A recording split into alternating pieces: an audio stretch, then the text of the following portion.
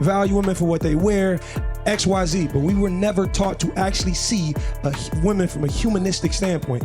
They get tired, they get exhausted, every single thing you feel, she feels. And the thing about it is, we get coached in marriage that to get married, you're gaining a helpmate. No, you're gaining a partner.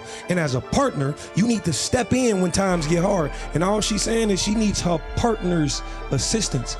That is a woman before she's a wife, before she's a mom. And right now, tend to your woman. Tonight's conversation, the Summer Series. The greatest was always in my plans. Battle the kid is white flag. I changed the game and it's up now. The city that need me is clear now. What's going on? What's going on? It's your boy Ace Metaphor, and this is the Tonight's Conversation podcast, live all the way from Chicago. Make some noise. We got our first question at the mic. What's your name? What's your question? Hi. I thought there was something. I'm sorry. Hi, my name is Carol. And the question is, if your husband isn't acting as a husband, should the wife still submit? Kitty. We have a marriage question. Ooh. Okay, hold on. Thank you, Holy Spirit. Before I answer this, what do we mean he's not acting like a husband? He's not like spiritually, financially, mentally, emotionally, everything. Is he alive, goddammit? I know, like the man. I mean, what the fuck is he doing? Is he doing anything? He said the nigga don't breathe, the nigga don't sleep. Okay. It's still, you're still called as a wife to submit. Let me clear this up because I know some of y'all not gonna want to hear that. You are still called because you still have a duty and an obligation that's assigned to you by God. Mm-hmm. Now, the biggest responsibility you have, the biggest responsibility that I will say from a more spiritual level is to sanctify your marriage by constantly going into prayer to God.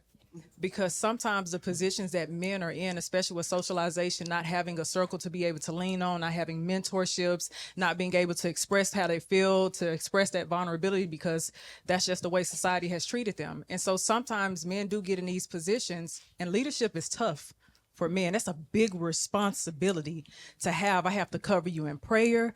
I have to sanctify my marriage. I have to cover you financially. I have to cover the home, and the enemy likes to take the head first. And so since the enemy likes to take the head, sometimes you got to pull on a lot of your strength. And that means you got to pull on a lot of God's strength. So if you're still called to submit. Now, I'm not saying that this is a dictatorship. I'm not saying that this is you losing yourself, because you still need to maintain your own identity as well. But submission can be prayer. Submission can be fasting for your husband as well. Submission can be pulling the weight when you can't pull this weight right now. That's what submission can look like. So I encourage you to still submit if it's you who's talking about this. Yeah, now, if it's something else that's going on, like if this is like poor leadership because he's, looking over the fence or something, I can understand. That's a whole different conversation. But if it's something like that, we got to give grace. And grace is going to be important in your marriage. This has been 17 years of prayer. And Good Lord. Oh my God. Okay. Why didn't you lead with that? Hey. I thought we were talking about this as a season, baby. This ain't no season. Okay, 17 years of prayer. Yeah. My question. And that's like keeping me, it's saying like to the cross and saying, okay, I'm praying, I'm going to church, I'm doing like extra prayer, everything. And like, I even try to pull him in, then he'd throw it back in my face. Oh, I went to church with you, now you're not happy. Something like, throw it back at me like it's like. It's so my question is, was this a situation where he was doing all of these things and y'all got married and at some point he fell off, or he was never doing these things and you expected him to just suddenly change once y'all got married and be a man he never was? He's like, he know the Lord. Like I say, he's not like, oh, I'm not believing the Lord, whatever. But it's me going more to church and doing more church things than him. It's like I got to pull him to go to church sometimes. You get what I'm saying? So was he ever the man that you want him to be right now? No. He shouldn't be your husband, baby. I think it's interesting, though. Cecilia? One, I'm not a married person. I'm just gonna let the class was still talking.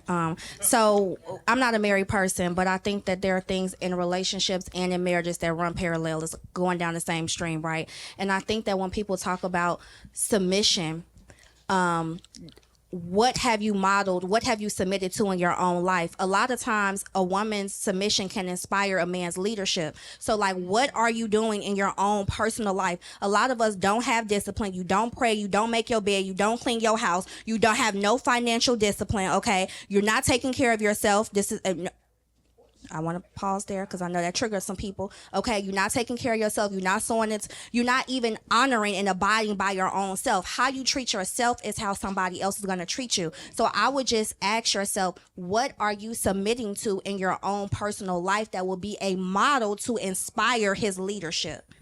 Okay.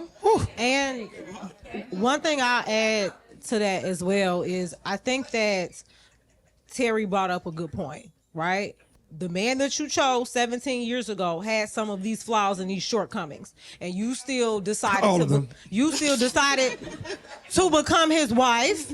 And so that is some accountability that you have to take. If you don't want to divorce or leave your man, then that means we got to figure out how to work within the confines of that person's flaws and their deficits. Another thing that I hear you really emphasizing, because you started off saying, okay, he not doing things, he not moving as a husband mentally, spiritually, financially. But what I hear you emphasizing is about him coming to church with you. And I've dealt with couples who have different church habits or different godly habits in general. So is that really the bigger priority, or is it that he not paying bills, he's not being financially responsible, he's not helping with the kids? Like, let's make the picture whole.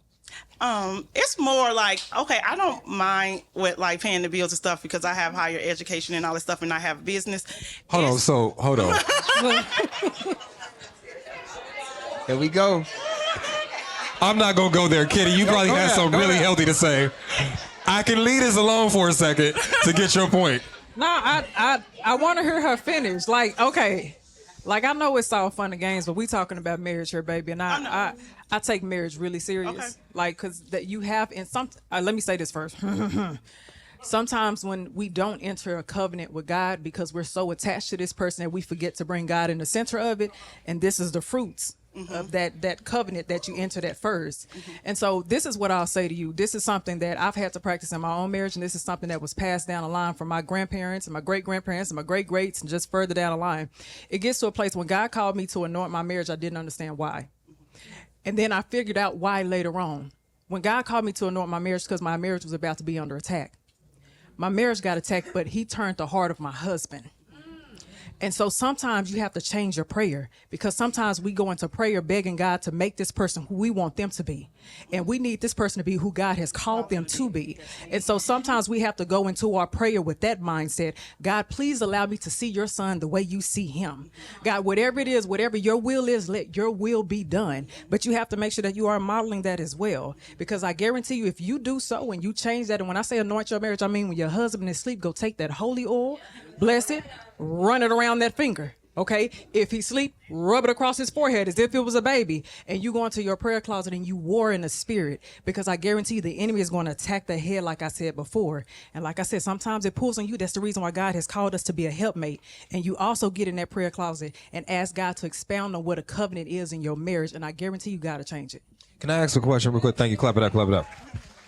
Now, you have said a lot of different things, but I imagine that this man is faithful, though.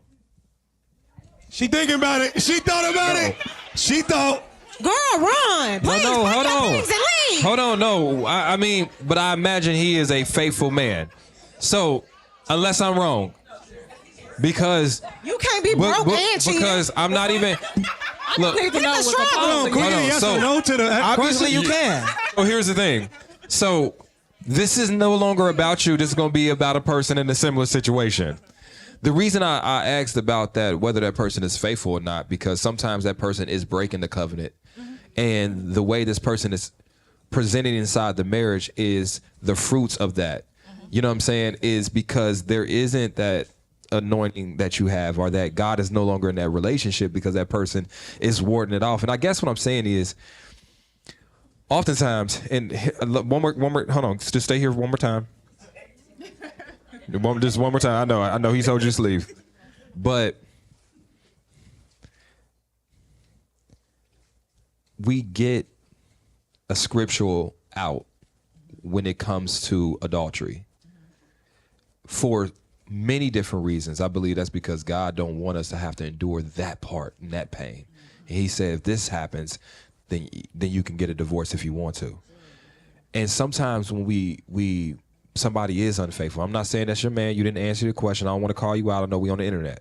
But if that is your man, this is why I think you have to take a hard, deep look as to whether or not you want to rekindle that relationship. Is because that is your chance to correct a mistake that you made in the beginning, which is picking that partner in the first place. Because I don't want people, because some people don't want a divorce because it's like, you know what, God don't want divorce, right? And I know he doesn't, but he also says, I don't want it, but if this happens, and if that happened, that could be your chance to fix this. So it's not me negating what you're saying. It's me just in addition to, if it's too much for you and that was it, that happened, maybe that's something to consider here. You know, I think it's a very valuable point to see what's missing here. A woman's presence is one of the most inspirational things to a man. The right woman's presence. I'm gonna say it like that. Yeah, I'm and glad the fact you corrected that. I'm gonna get correct with that. Okay. You know, but the fact that you're already married and it's not inspiring this man to do better. If it's 17 years of slavery, goddamn, yo, you know what I'm saying? I Like, know, right? like it's a horror movie, goddamn. I know, right? But all I'm saying is, for the right woman, a man will. Instead of buying flowers, that man will build a garden. You get what I'm saying? It changes him. It molds him and makes him want to be a better man. And if you've already settled, and I understand grace to a degree, you know what I'm saying? If you've already settled and applied grace to your marriage and said, I'm okay and I'm comfortable here, baby, you just said you pay the bills. Is this nigga alive? But hold on. Okay, I don't want to belabor the point, but I rock with what she's saying though. Once you get married though, right? Like once you marry, this is for better or for worse. And sometimes that worse is I'm paying the bills for the season. But can I ask you a question? Sometimes, hold on, hear me. I get what you're saying. For a season of 17 years. And but I'm saying though, like this is why you can't want the wedding more than the marriage. There's so many people right now conditioned to the want label. Yeah, or the label. It's The so label, many. It's so many being a people. wife. Yeah, it's so many people that want the wedding, the cake, the flowers, the validation of being a wife. Gets you with your social group more than you want the actual marriage. It's not all rainbows. There are times where you're going to go through peaks and valleys, and whoever you marry is going to be whoever you marry. Sometimes y'all think that wedding and that ring is a Band-Aid. It's not. Sometimes you think that once you marry this man, it's going to fix those problems you had before. No, it makes that man twice as hard or twice as much as what he already was. And it's going to make you twice as much as what you were. And I think what we do is we romanticize the idea of marriage so much so that when somebody tells us about their tribulations, the first thing we say is you need to leave. Now, I'm saying I get it. It sucks. It sounds like a sucky marriage right now. Right? But if that infidelity went there, I don't know if I would tell somebody to leave it. Absolutely. That changed it. I think that piece, like I said, you got to pick a struggle. The man can't suck at everything. So he can't be not She taking just care said of he sucks at everything. I know, but that's what I'm saying. That's why we turned to you got to get up out of there. You got to pack your bags because we was trying. Think about the conversation flow. Before we got to that last piece, we were sitting here trying to encourage her to figure out what she could within that marriage. But again, you can't do all of that. You can't be broke. You can't be mentally checked out. You can't be emotionally unavailable. You can't not take care of your kids and cheat. Are you nuts? Like when we put it in a spiritual sense, right? God doesn't want you to divorce, but God also doesn't want you to marry people He didn't send your way. Right, but I'm sorry. The last thing I'm gonna say too is we talking. I don't know how old you are, but she said 17 years, and we know that a lot of people on this panel got into marriages when they were young and luckily found a way out of them. So sometimes when it comes to changing over that long a period of time, we gotta attribute people's age when they chose that, because if you get married at 19, 20, 21, I say anything before 25, you don't have it all. Let's check the board. Why did you marry the man? I'm go ahead, Kitty. I'm sorry. But okay. Can I just ask that You go question? ahead. You want to stay married? No, hold on. Come on, because you gotta know that. Do you? I'm gonna ask you a series of questions. Do you want to stay married? Yes, no, I don't know. Come on, baby. We listen and we don't judge. Come on, honey. Turn the cameras on. We judge. Yes, no, or huh?